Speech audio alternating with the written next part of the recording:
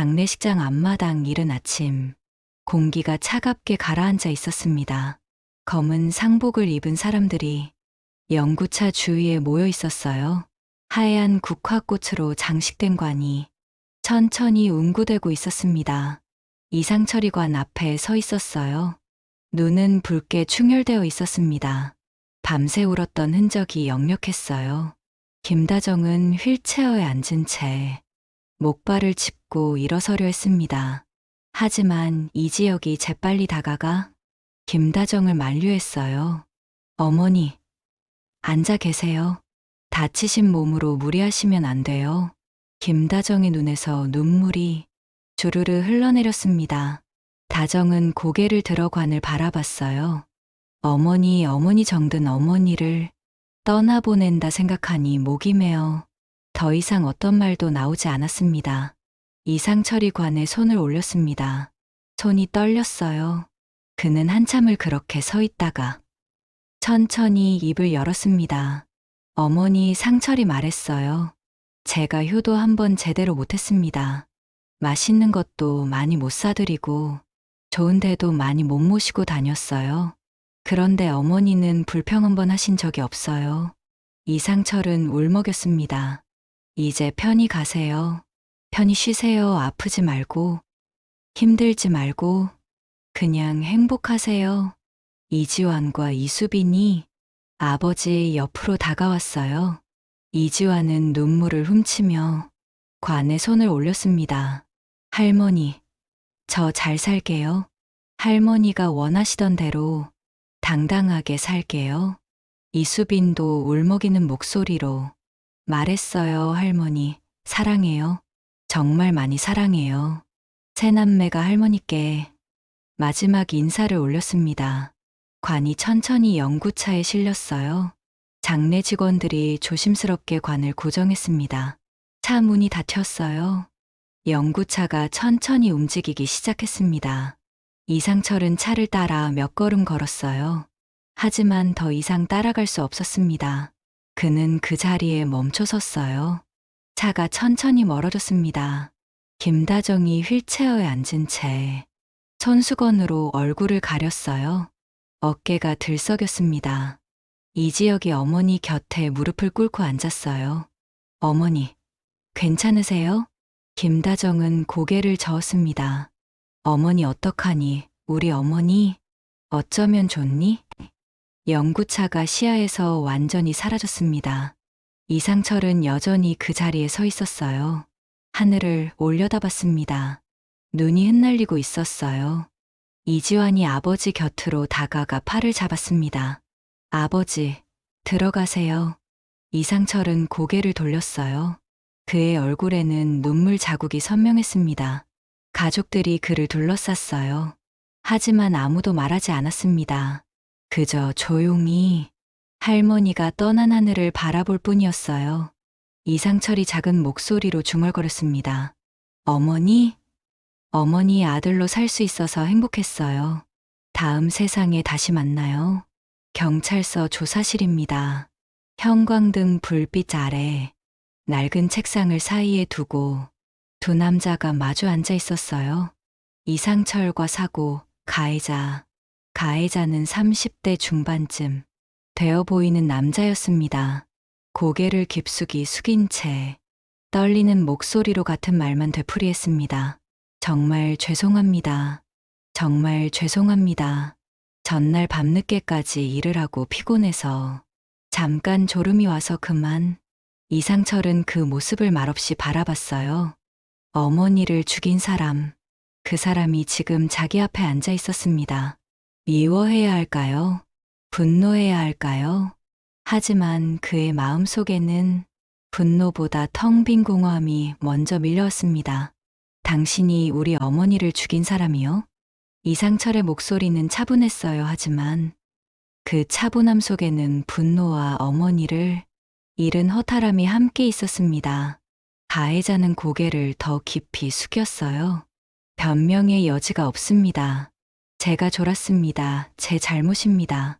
이상철은 책상 위에 놓인 물잔을 집어들었어요. 손이 떨렸습니다. 물잔을 들어 올렸다가 한 모금도 마시지 못하고 다시 내려놓았습니다. 그는 가해자를 한참 동안 바라봤어요. 미워하고 싶었습니다. 소리라도 지르고 싶었어요. 하지만 그럴 수가 없었습니다. 지금 죄송하다도 끝날 일이에요.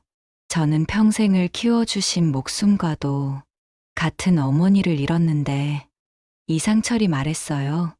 더 보고 싶지 않아요.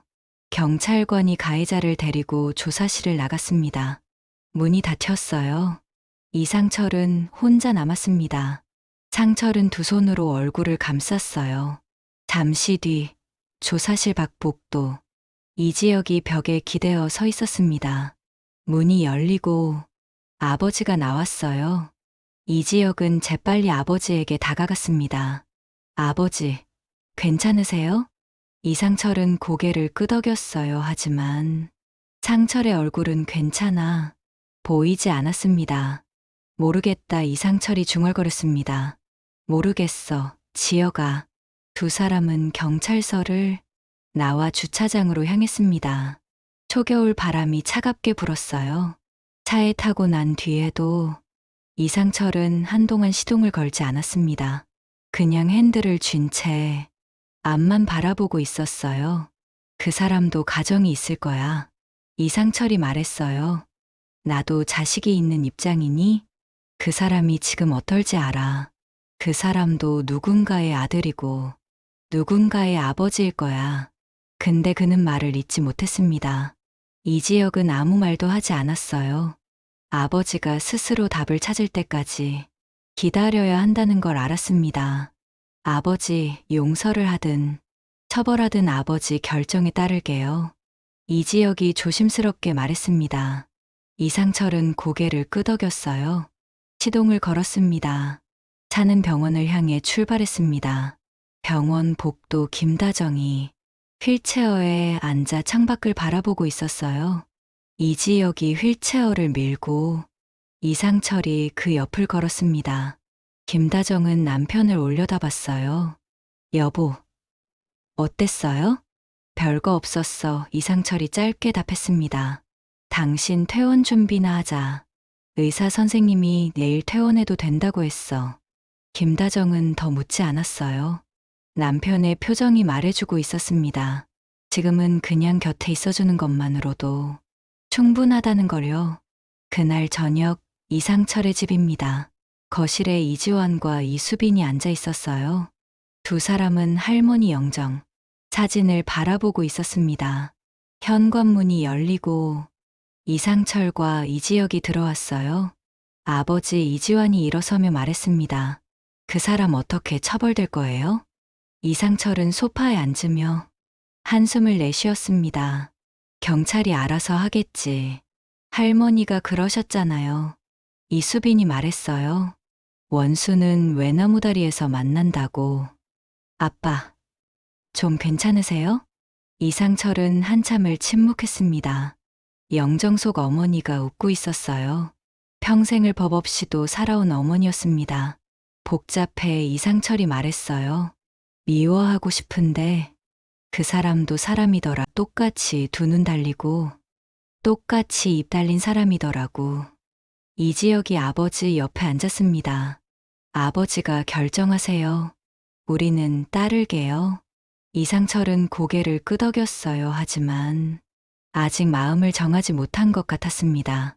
그날 밤 가족들은 각자의 방으로 들어갔어요. 거실에는 이상철 혼자 남았습니다. 그는 어머니 영정 앞에 무릎을 꿇고 앉았어요. 어머니, 그가 중얼거렸습니다. 제가 어떠해야 할까요? 그 사람을 용서해야 할까요? 아니면 끝까지 처벌해야 할까요? 영정속 어머니는 여전히 미소 짓고 있었습니다. 이상철은 어머니의 얼굴을 한참 동안 바라봤어요. 어머니라면 어떻게 하실 거예요? 그때 뒤에서 인기척이 들렸습니다. 김다정이 목발을 짚고 거실로 나왔어요. 그녀는 남편 옆에 조심스럽게 앉았습니다. 여보, 김다정이 말했어요. 어머니는 평생 미워하는 법을 모르셨잖아요. 이상철은 아내를 바라봤어요. 김다정의 눈에 눈물이 고여 있었습니다.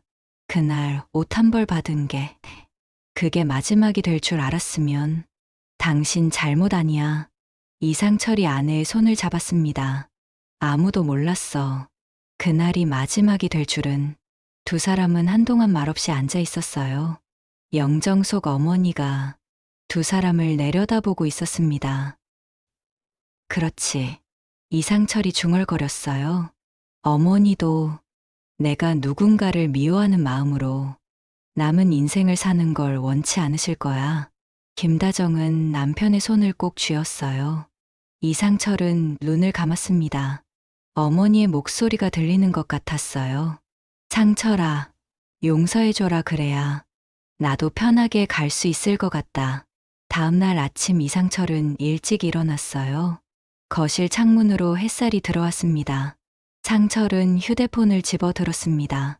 경찰서 번호를 눌렀어요, 저. 어제 조사실에서 만났던 가해자 말입니다. 이상철이 말했습니다. 합의하겠습니다. 선처를 원합니다. 전화 너머로 경찰관이 뭔가 물어봤습니다. 이상철은 창밖을 바라보며 대답했어요. 그 사람도 평생 이 죄를 안고 살아갈 텐데 그것보다 더 무서운 벌이 어딨겠어요. 저라도 용서해 줘야죠. 전화를 끊었어요. 이상철은 어머니, 영정 앞으로 다가갔습니다. 그는 영정 앞에 무릎을 꿇고 앉았어요. 어머니, 그가 말했습니다. 어머니? 어머니를 죽인 그 사람이 정말 죽이고 싶을 정도로 밉지만 용서해 주려고요. 그래야 어머니도 편하게 가실 것 같습니다. 이지혁이 방에서 나왔어요. 그는 아버지 곁으로 다가가 어깨에 손을 올렸습니다. 이상철은 아들의 손을 꼭 잡았어요. 잠시 뒤 이지환과 이수빈도 거실로 나왔습니다. 네 사람은 할머니 영정 앞에 나란히 앉았어요. 아무도 말하지 않았습니다. 그냥 조용히 앉아서 할머니를 떠올렸습니다. 김다정이 목발을 짚고 방에서 나왔어요. 그녀는 가족들 옆에 앉았습니다. 이상철이 아내의 손을 잡았어요. 이지혁이 동생들의 어깨를 감쌌습니다. 창밖으로 아침 햇살이 따스하게 들어왔습니다. 영정속 할머니가 미소 짓고 있었어요. 마치 말하는 것 같았습니다. 잘했다, 상철아. 그게 사람이 사는 길이야. 이상철은 눈을 감았습니다.